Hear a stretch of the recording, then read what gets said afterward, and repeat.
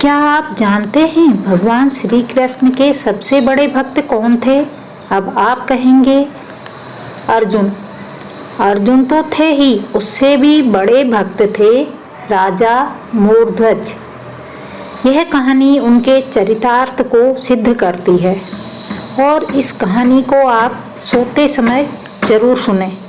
सबसे पहले अपने बिस्तर में सीधे लेट जाएं और अपने पैरों के बीच की दूरी को 1 फीट की रखें और दोनों हाथ कमर से 6 इंच की दूरी पर रखें और आँखों को बंद कर लें। अब अपने मुंह से धीरे धीरे लंबी और गहरी सांस लें। मुंह को बंद करते हुए सांसों को धीरे धीरे अपने नासिका द्वारा बाहर छोड़ें। अब यहाँ से सुने कहानी। महाभारत का युद्ध समाप्त होने के बाद पांडवों द्वारा श्री कृष्ण के कहने पर अश्वमेध यज्ञ का आयोजन किया गया। अश्वमेध यज्ञ के बाद घोड़ा छोड़ा जाता है और वह घोड़ा जहां तक जाता है वहां तक उस राज्य के राजा की दास्तां स्वीकार कर ली जाती है। घोड़े की रक्षा के लिए धनुर्धर अर्जुन को नियुक्त किया गया था। कोई भी राज्य का राजा उस अश्व को रोकने की कोशिश नहीं करता था, क्योंकि अर्जुन ने पितामह भीष्म और महाबली कर्ण जैसे योद्धाओं को मृत्यु का ग्रास बनाया था। घोड़ा निरंतर आगे बढ़ता जा रहा था। कई राज्यों को पार करने के बाद वह घोड़ा रतनपुर राज्य की सीमा तक जा पहुंचा। रतनपुर के राजा मूर्धज, उनका दूसरा नाम मयूरध्वज भी था, बड़े ही धर्मात्मा और श्री नारायण के परम भक्त थे। राजा मूर्धज का पुत्र धीरध्वज, उनका भी दूसरा नाम था ताम्रध्वज। धीरध्वज ने अल्प आयु में ही युद्ध कला सर्व शिक्षा प्राप्त कर ली थी। वीर धीरध्वज ने अश्वमेध का वह घोड़ा रोक लिया और घोड़े के रक्षक अर्जुन वहां पहुंचे और उस वीर बालक से कहा, हे बालक, तुमने जिस घोड़े को रोका है वह चक्रवर्ती सम्राट युधिष्ठिर के अश्वमेध यज्ञ का घोड़ा है, जिसकी सुरक्षा में मैं स्वयं खड़ा हूँ। इस घोड़े को पकड़ने का साहस किसी भी राज्य के राजा ने नहीं किया। जिस राज्य में इस घोड़े ने अपने पैर रखे हैं उस राज्य के राजा ने युधिष्ठिर की दास्तां स्वीकार कर ली है। मैं तुम्हारी भूल समझकर तुम्हें क्षमा करता हूँ, इसलिए तुम यह घोड़ा छोड़ दो। इस बात पर ताम्रध्वज ने अपनी वीरता का परिचय देते हुए कहा कि हे अर्जुन, सिर्फ आप ही कहोगे या मेरी भी सुनोगे? मैं रतनपुर का भावी सम्राट ताम्रध्वज हूँ। मेरे पिता मयूरध्वज और माता विद्याधरणी हैं। मैं क्षत्रिय पुत्र हूँ और क्षत्रिय कभी किसी का दास नहीं होता। इस पर अर्जुन ने कहा कि नादान बालक, तुम जानते नहीं हो तुम क्या कर रहे हो। तुम्हारा यह बालहट युद्ध करवा सकता है और युद्ध का परिणाम तुम नहीं जानते हो, इसलिए तुम यह घोड़ा छोड़ दो और अपने पिता को सूचित करो ताकि वह तुम्हें समझा सके। ताम्रध्वज ने अपनी वाक्पटुता से अर्जुन पर पलटवार किया और कहा, हे कुंती नंदन अर्जुन, क्षत्रिय पुत्र बाल्यकाल अवश्य अपने पिता की गोद में व्यतीत करता है, परंतु जवानी में क्षत्रिय पुत्र का क्षत्रित्व परिपक्व हो जाता है। यदि तुम्हें घोड़ा चाहिए तो तुम्हें मुझे अपने बाहुबल से प्राप्त करना होगा। व्यर्थ में अपना योगदान करके समय खराब ना करें। अर्जुन ने ताम्रध्वज से कहा कि हे मूर्ख ताम्रध्वज, तुझसे युद्ध करके मैं अपयश का भागी नहीं बनना चाहता हूँ, इसलिए मैं अपने बाण से तुझे तेरी माता की गोद में सकुशल पहुंचा देता हूँ। और अर्जुन ने बाण चलाया, परंतु ताम्रध्वज कोई कायर बालक नहीं था, वह भी शस्त्र कलाओं में प्रवीण था। ताम्रध्वज ने न सिर्फ अर्जुन द्वारा चलाए गए बाण का उत्तर दिया, बल्कि ताम्रध्वज के तीर ने अर्जुन के सारथी को गिरा दिया। बालक ताम्रध्वज की वीरता को देख अर्जुन चकित रह गए। अब तक जिसे वह एक साधारण बालक समझ रहे थे, वे एक श्रेष्ठ धनुर्धर थे और ताम्रध्वज को गंभीरता से लेते हुए दोनों के बीच भयंकर युद्ध चालू हो गया। ताम्रध्वज ने अर्जुन का वीरता पूर्वक सामना किया और अपने एक तीर से महाबली अर्जुन को मूर्छित कर दिया। अर्जुन को वहीं छोड़ ताम्रध्वज घोड़ा लेकर अपने नगर गए, जहां उनका भव्य स्वागत किया गया।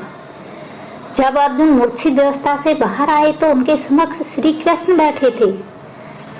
अर्जुन ने श्री कृष्ण से कहा, हे भगवान, यह सब आपकी माया का ही चमत्कार है, अन्यथा वह बालक युद्ध में अर्जुन से नहीं जीत सकता था।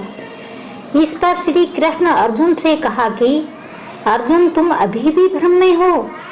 तुम यह सोचते हो कि संसार में तुमसे बड़ा योद्धा कोई नहीं है और तुमसे बड़ा मेरा भक्त भी कोई नहीं है। अर्जुन ने श्री कृष्ण से कहा, क्या यह सत्य है माधव? श्री कृष्ण ने कहा कि तुम्हें अपने से बड़ा योद्धा मिल ही गया है, और अगर अब अपने से बड़ा दानी और भक्त भी देखने की इच्छा है तो बताओ। अर्जुन ने श्री कृष्ण से कहा कि मैं अवश्य ही उस भक्त के दर्शन करना चाहूंगा जो मुझसे भी बड़ा आपका भक्त है।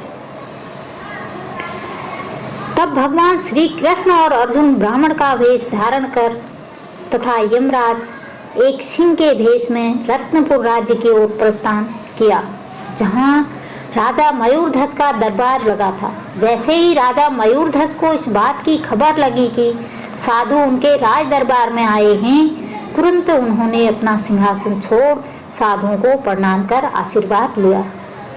ब्राह्मण रूपी श्री कृष्ण ने राजा मयूरध्वज से कहा कि हमने तुम्हारे दान की बहुत प्रशंसा सुनी है।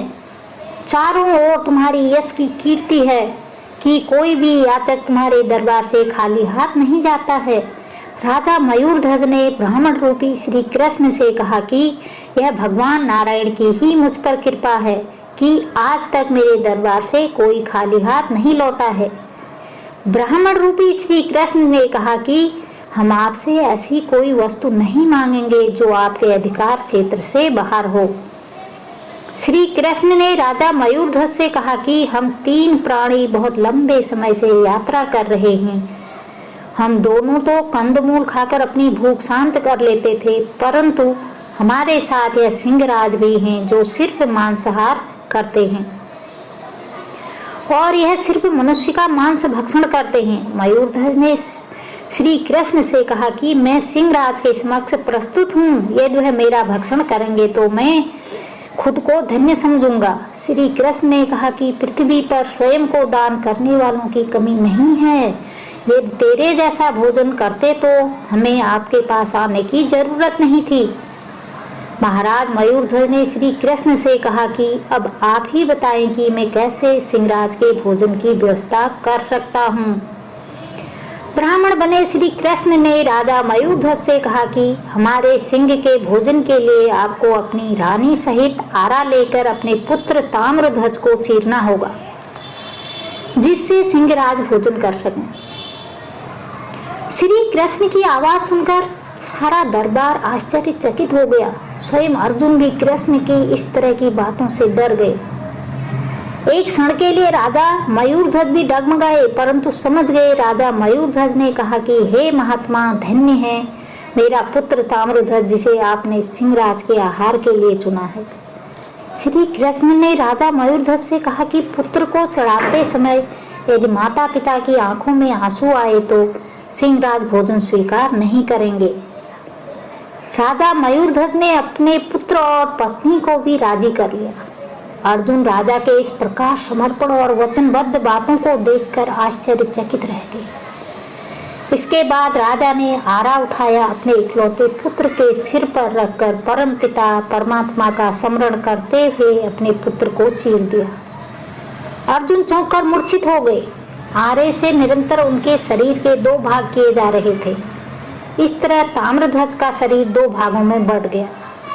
राजा मयूरध्वज ने ब्राह्मण से कहा कि महात्मा, अपने सिंह को भोजन करवाइए। सिंहराज ने आगे बढ़कर ताम्रध्वज का दायां भाग खा लिया। तभी ताम्रध्वज की माता की बाईं आंख से आंसू टपक पड़े। श्री कृष्ण ने महारानी से पूछा कि यह आंसू किस लिए? रानी ने कहा कि महापितृ भक्त ताम्रध्वज के दाहिने अंग को तो आपने स्वीकार कर लिया, परंतु बाएं अंग को छोड़ दिया। इसी कारण मेरी बाईं ओर से आंसू निकल पड़े। इस दृश्य को देख अर्जुन का घमंड चूर चूर हो गया। भक्ति का ऐसा प्रकाश अर्जुन ने अपने जीवन में कभी नहीं देखा था। इसके बाद ब्राह्मणों के लिए सात्विक भोजन की व्यवस्था की गई। श्री कृष्ण ने राजा मयूरध्वज से कहा कि तुम्हारे पुत्र को वैकुंठ में स्थान मिलेगा। ईश्वर तुम्हारे दान की भक्ति से अति प्रसन्न रहता है और वह कभी अपने भक्तों का अहित नहीं करेंगे। ब्राह्मण रूपी श्री कृष्ण ने राजा से कहा कि अपनी दाहिनी तरफ देखें, आपके अलौकिक कार्य का फल आपको मिल चुका है। जैसे ही राजा ने अपनी दाहिनी तरफ देखा, ताम्रध्वज जीवित अवस्था में खड़ा था। अपने पुत्र को देख रानी ने उसे गले लगा लिया। राजा मयूरध्वज ने ब्राह्मण से कहा कि आप कौन हैं और किस कारण आपने मेरी इतनी कठिन परीक्षा ली। भगवान श्री कृष्ण ने अपने विराट रूप के दर्शन राजा मयूरध्वज को दिया और मयूरध्वज श्री कृष्ण के चरणों में गिर गए। यह दृश्य देख अर्जुन उस महादानी राजा मयूरध्वज के पैरों में गिर गए और इस तरह अर्जुन का अहंकार नष्ट हो गया। यह कहानी आपको पसंद आई तो लाइक सब्सक्राइब जरूर करें और कमेंट में श्री कृष्ण लिखना ना भूलें। Thank you.